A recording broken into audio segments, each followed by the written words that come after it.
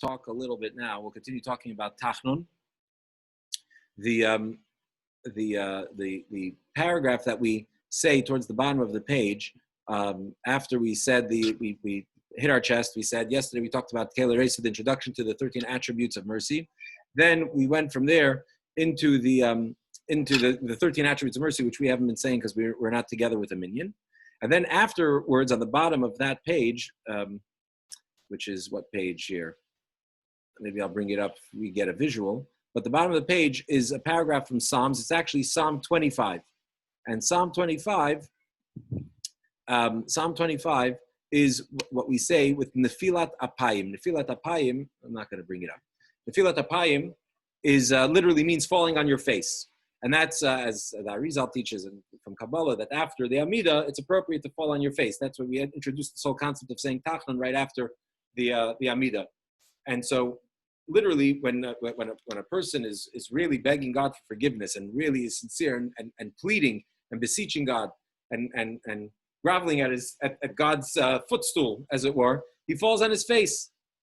We don't fall flat on the floor on our faces, but we do put our heads down as a form of laying down in beseeching God and asking for forgiveness. So the way we do it is we lean our face on our hand, on our arm. And that's the Nefilat Apayim, putting our face down on our hand. But just a little technical part of it is that we there's this one of the reasons we lay our head on our hand is because we also want to cover our faces. So since we're praying to God, we're asking forgiveness. We're also a little bit ashamed. So we also cover our face. So when we cover our faces, you can't cover with a bare arm, because we know, unlike children who think that they can put their hand on their face and say, now you can't see me, our own body can't cover ourselves, can't conceal ourselves. So we have to use some kind of a garment, a cloth, right? So you either use a sleeve or you use your talis if it's in the morning during davening, and we we drop our head down on our arm. We do it on the right arm, or the one that's not wearing tefillin. So in the morning, at Shachris, we won't use our left arm because it's in tefillin. We'll use our right arm, which is not in tefillin, and hopefully we have a sleeve. If we don't have a sleeve, we'll use our talis to compensate. In Mincha, in the afternoon prayer, we use our left arm.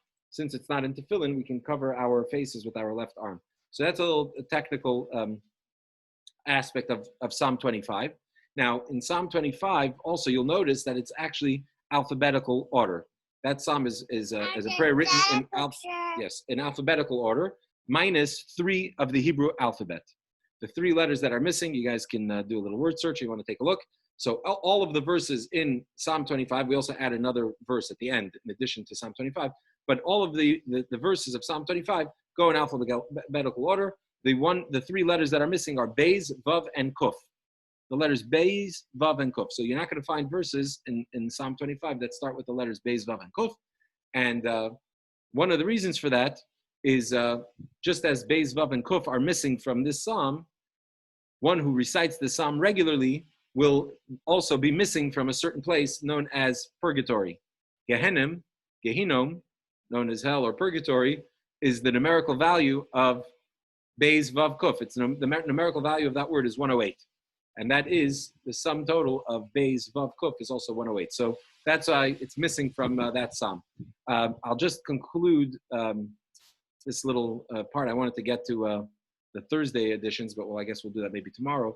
But just on a personal note, my grandfather, who tomorrow will actually be celebrating his the anniversary of his release from prison in communist Czechoslovakia in 1949.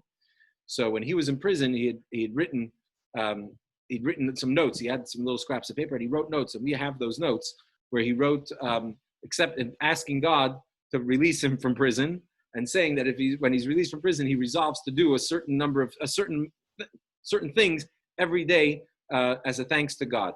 So he'll be more meticulous in certain mitzvah observances and practices and so on.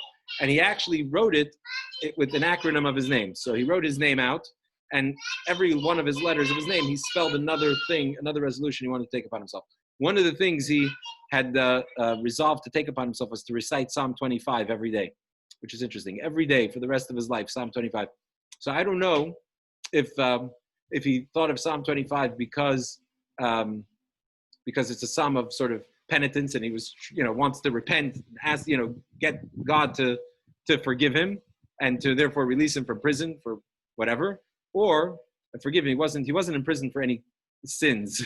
That was something else. I'm talking about for in the service of God, if it was lacking, to do tshuva. Or if it was because of this idea that one who says it every day will be will be spared from hell. So he was sitting in a living hell in prison in communist Czechoslovakia, and if he was going to say the psalm every day, maybe that would spare him from time in hell. So I don't know. We never discussed it.